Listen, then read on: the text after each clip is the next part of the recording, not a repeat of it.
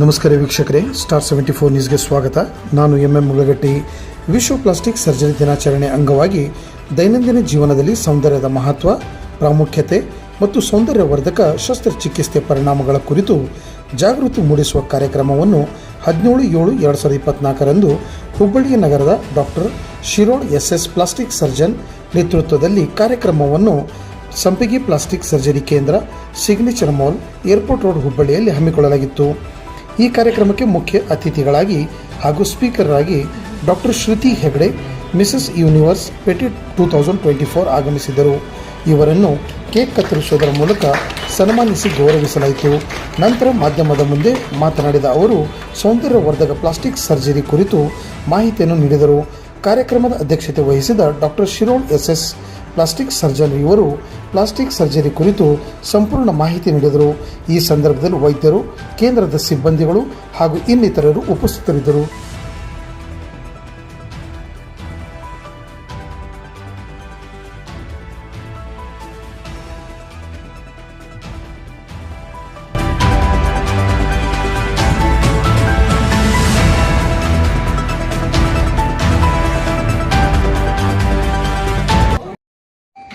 Miss Universe Patai 2024, first Indian to get this particular title.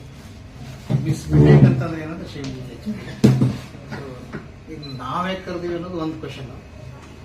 Plastic surgery, she is a dermatologist ಒಂದು. Second thing ಏನಂತಂದ್ರೆ she is a beautification pillar. Plastic surgery and beauty are always linked. So normally general public think ಮಾಡೋದು plastic surgery ಅಂದರೆ beauty ಅಂತ. Somebody looking very beautiful ಅಂದ್ರೆ plastic surgery ಮಾಡಿದ್ದಾರೆ. So plastic surgery ಅಂದರೆ there is a big branch. ಅದರಲ್ಲಿ ಒಂದು subdivision cosmetic surgery ಅಂತ ಹೇಳ್ತೀವಿ. So they are not synonymous, they are different altogether. Cosmetic surgery is one of the branches of plastic surgery. So ಈ cosmetic ಸರ್ಜರಿನಲ್ಲಿ to make somebody look good. So to look good ಅಂತಂದ್ರೆ what is good looking, what is beauty? So everybody agrees that she is beautiful. But if you ask define beauty, how do you define beauty? Saundarya andre enu? It's very difficult. What is love antandre everybody will have their own definition. So similarly beauty will have so many definitions. So the branch dealing with the branch of plastic surgery which makes somebody look good is known as cosmetic surgery. Some general plastic surgery he will brief. General plastic nalli trauma agittu, accident agittu, burns agittu, cancer agittu ಅದೆಲ್ಲ treat ಮಾಡ್ತೀವಿ. General public ಈಗ always confusion. Plastic ಅಂತ plastic ಹಾಕ್ತೀವಿ ನಾವು. It is not. So ಒಂದು word ಏನೋ plastic ಪೋಸ್ ಅಂತ ಗ್ರೀಕ್ನಲ್ಲಿತ್ತು, ಸೊ ಅದರಿಂದ ಹೆಸರು ಬಂತು. Most of the times when you don't understand something we say it Greek and Latin. So ಆ ವರ್ಡ್ ಗ್ರೀಕ್ ಅಂಡ್ ಲ್ಯಾಟಿನ್ ಇಂದ ಬಂದಿದ್ದಕ್ಕೆ so there is still a confusion. Plastic ಅನ್ನೋದು we still have that problem among the society. Everybody understand neurology ಅಂದ್ರೇನು, neurosurgery ಅಂದ್ರೇನು, urology ಅಂದ್ರೇನು, gynaec. Plastic surgery ಅಂದ್ರೆ there is always a confusion. ಅದರಲ್ಲಿ cosmetic surgery ಅಂದ್ರೆ ಇನ್ನೂ confusion. So cosmetic surgery is not done for patients. Cosmetic surgery is done for somebody who is already normal. Normal ಆಗಿರೋರನ್ನ making them more beautiful, more youthful. Otherwise they are normal. ಅದು ಏನು accident ಇಲ್ಲ, ಏನು ಇಲ್ಲ. ಅವ್ರಿಗೆ ಸೌಂದರ್ಯವನ್ನ ಹೆಚ್ಚು ಮಾಡೋದು, ಅದಕ್ಕೆ ಸೌಂದರ್ಯವರ್ಧಕ ಶಸ್ತ್ರಚಿಕಿತ್ಸೆ ಅಂತ ಹೇಳ್ತೀವಿ. ಸೊ ಅವ್ರಿಗೆ ಇಫ್ ದೇ ಹ್ಯಾವ್ ಡಿಸೀಸ್, ಏನೋ ಆಕ್ಸಿಡೆಂಟ್ ಆಗಿತ್ತು ಅಂದ್ರೆ that comes under plastic surgery. So one part. Who is a cosmetic surgeon? Cosmetic surgeon ಅಂದ್ರೆ ಏನು? Who is a right qualified cosmetic surgeon ಅಂದ್ರೆ ಏನು? ಮಾರ್ಕೆಟಲ್ಲಿ there is like lot of people claiming themselves as cosmetic surgeon. Cosmetic surgeon ಅಂತಂದ್ರೆ basically they are plastic surgeons practising cosmetic surgery. So plastic surgeon ಅಪ್ಪ ಅಂತಂದ್ರೆ they should have MCH in plastic surgery or a DNB in plastic surgery. Minimum basic qualification to call themselves as cosmetic surgeon. If they are practicing cosmetic surgery exclusively, or if they are so other nidrappa antandre, then we call them as qualified cosmetic surgeon. Illa idre some general surgeon doing it, or some dentist doing it, some maxillofacial surgeon doing it. So it has become a fancy to call themselves as cosmetic surgeon, but they are not qualified cosmetic surgeon. So how to choose your cosmetic surgeon? You want to undergo any procedure in cosmetic surgery. First thing you should see that they have either MCH or DNB in plastic surgery. Second thing ಏನಪ್ಪಾ ಅಂತಂದ್ರೆ, are they affiliated to IAPS or APSI association ಇದೆಯಾ, or are they doing this cosmetic surgery procedures on a regular basis ಅಂತ ನೋಡ್ಕೋಬೇಕು. ಇಲ್ಲದೆ ಇದ್ರೆ they will undergo some procedure in somebody's hand who is not qualified. We can call it as a quackery if they are not qualified, and they end up in complication or maybe sometimes even death. So ಅವಾಗ ಏನಾಗ್ಬಿಡುತ್ತೆ, the field of cosmetic surgery and plastic surgery will get a bad name. ಒಂದು. Second thing, patient also ends up in problem. So they always should look for who is qualified. ಎಲ್ಲಿ surgery ಮಾಡಿಸ್ಕೋಬೇಕು cosmetic surgery, they always should opt for a hospital setup or a day care centre where there is full fledged support for doing a cosmetic surgery. There are, you must have heard, ಎಲ್ಲೋ ಒಂದು beauty ಪಾರ್ಲರ್ನಾಗ liposuction ಮಾಡಿದ್ರು death ಆಗ್ಬಿಟ್ಟು, beauty ಪಾರ್ಲರ್ನಾಗ ಒಂದು face lift ಮಾಡಿದ್ರು, brow lift ಮಾಡಿದ್ರು.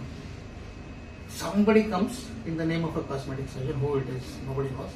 ಯಾಕಂದ್ರೆ ಒಳಗಡೆ ಕೆಲವು ಸಲ ಅನಸ್ಥಿಷಿಯಾನು ಕೊಟ್ಬಿಟ್ಟಿರ್ತಾರೆ, ಇಲ್ಲ ಫೇಸ್ ಕವರ್ ಮಾಡಿರ್ತಾರೆ, ಆಪರೇಟ್ ಮಾಡ್ತಾರೆ. We call them as ghost surgeons, where you don't reveal your identity. somebody has counseled about surgery, that person comes and does something and they end up in a complication. So they will end up saying cosmetic surgery is bad. Next thing that is there is myths in cancer surgery, gynec surgery, any surgery for that matter. Surgery is a surgery.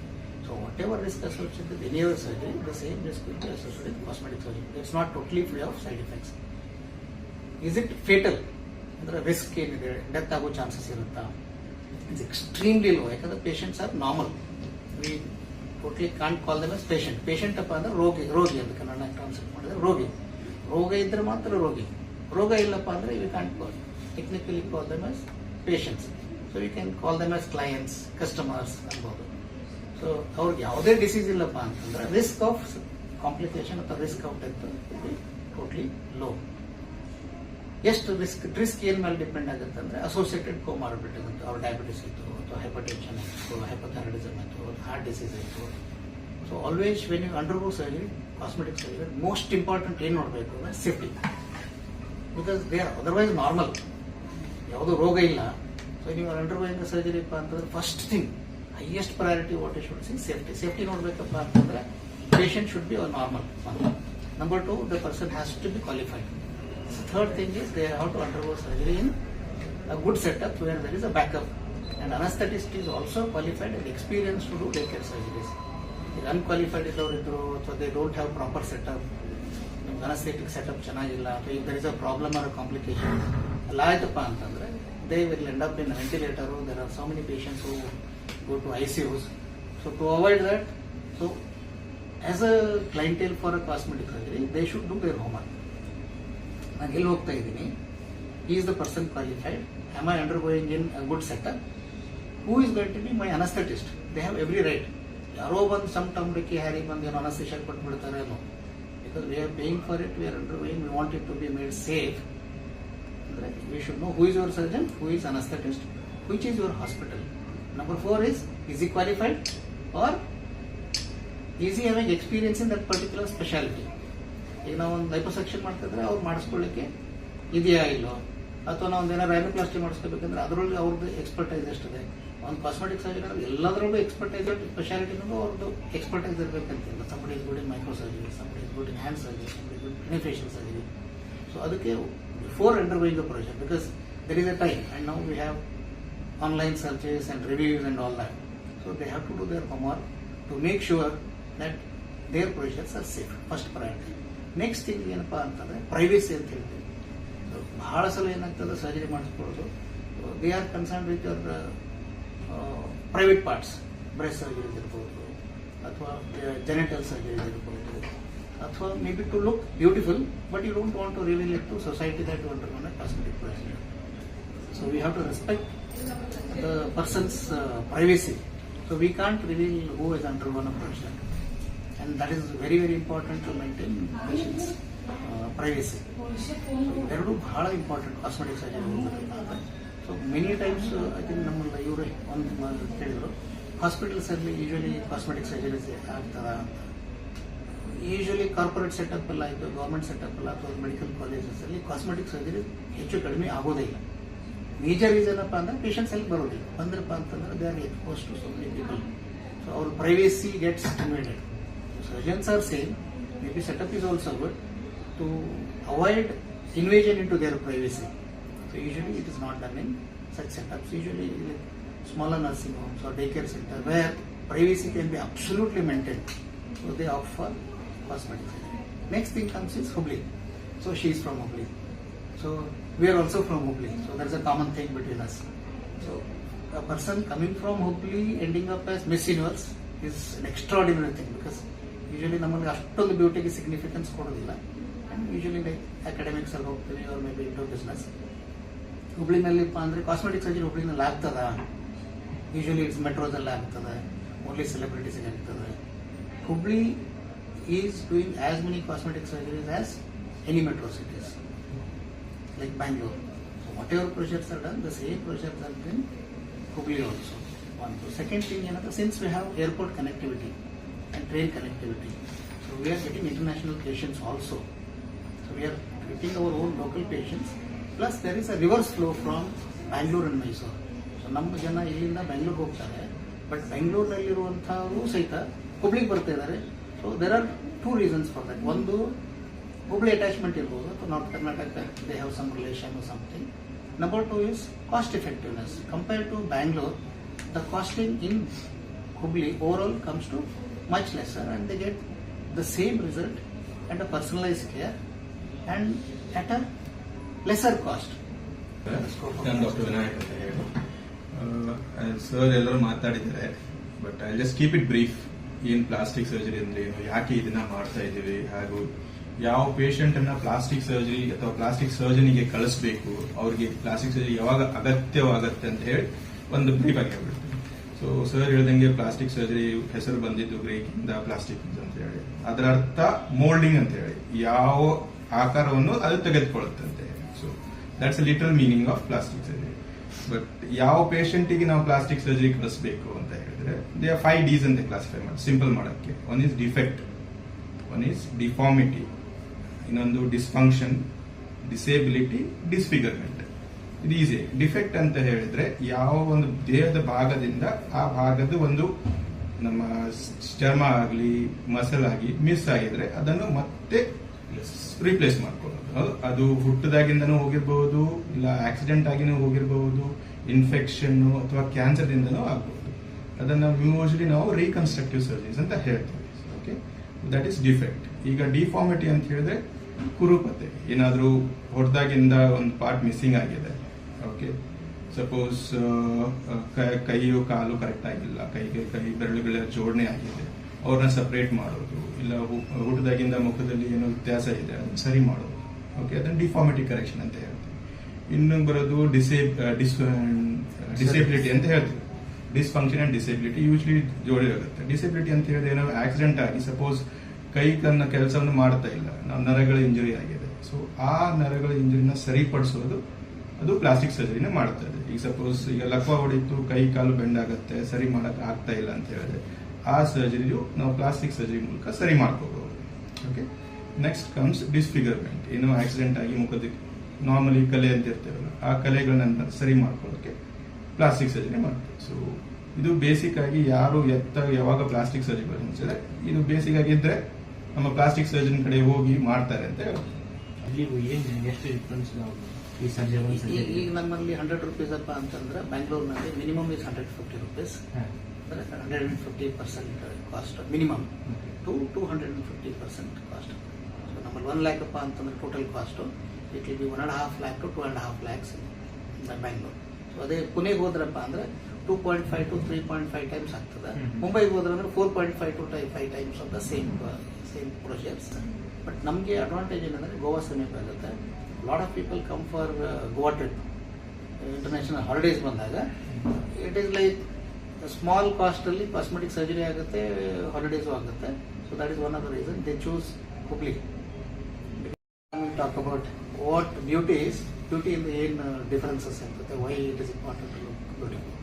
So ಪ್ರತಿಯೊಂದು field ಅಲ್ಲೂ confidence is more important. ಏನೇ ಮಾಡ್ತಾ ಇದ್ದೀರಾ ಅಂತ, but ನಿಮಗೆ confidence ಹೆಂಗ್ ಬರುತ್ತೆ ಅಂದ್ರೆ if you are beautiful will have that confidence.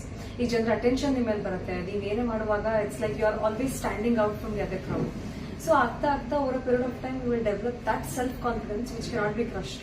So ಅವಾಗ ನಮ್ಗೆಲ್ಲ ನಮ್ಮ ಡ್ರೀಮ್ಸ್ ಅಚೀವ್ ಮಾಡೋಕೆ ಸಾಧ್ಯ ಆಗ್ತಾ ಇರುತ್ತೆ. So usually it shouldn't have been like that, because outside external beauty shouldn't have been like that. But society ಇರೋದೇ ಆ ಥರ, ನಾವು ಫಸ್ಟ್ ಎಕ್ಸ್ಟರ್ನಲ್ ಬ್ಯೂಟಿನ ನೋಡಿ ದೆನ್ ಯು ಜಡ್ಜ್ ಆಗೋ ಥಿಂಗ್ಸ್. ಸೊ ಅದಕ್ಕೋಸ್ಕರ ಬ್ಯೂಟಿ ಇಸ್ ವೆರಿ ಇಂಪಾರ್ಟೆಂಟ್.